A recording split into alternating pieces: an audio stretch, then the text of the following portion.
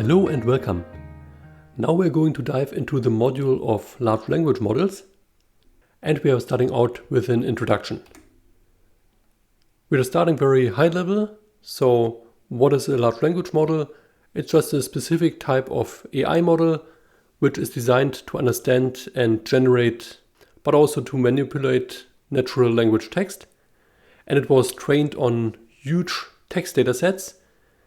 And based on that, it's capable of performing various language tasks like translating text, summarizing it, generating new texts, and so on.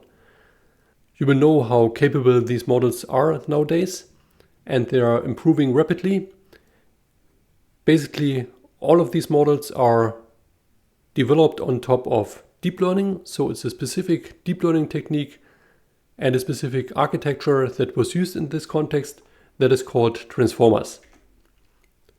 Here's a short history about LLMs.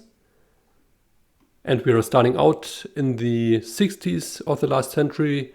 That was, of course, not some large language model, but it was the first chatbot that was developed. Its name was Eliza. The underlying logic was very simple. It was basically rephrasing the sentence of the user and rephrasing it as a question, but people were using it and it was having quite some impact. So this can be seen as some starting point, but on a technological base, it more started in the 80s when recursive neural networks were coming up.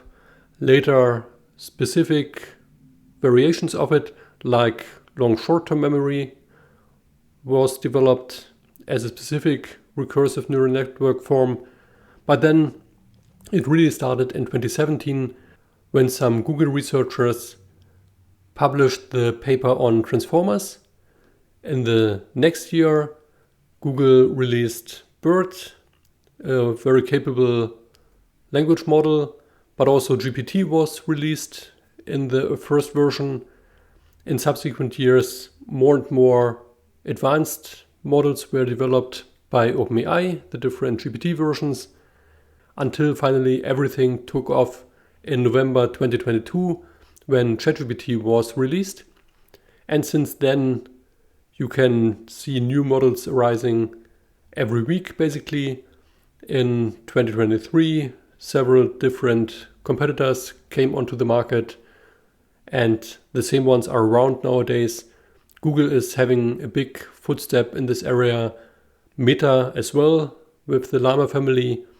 We have also Anthropic as a very good player with Claude, and many, many others. We have Perplexity, which is providing very capable AI search, and the complete tool landscape has developed also dramatically over the last years. So nothing of that would be possible without the transformers architecture. The underlying paper was called Attention is All You Need. It was developed by a team from Google, and the architecture is based on some encoder and decoder and several stacked layers of self-attention. Then there are also some multi-head attentions that are allowing the model to focus on different parts of the input simultaneously. And this type of architecture was overcoming certain problems that language models had up to that point. But we don't dive too deep into it because basically it's not necessary. We can use these models as they are. We are not going to become language model researchers. We are taking the models as they are and building on top of them. Still, it's important to know how deep learning is working.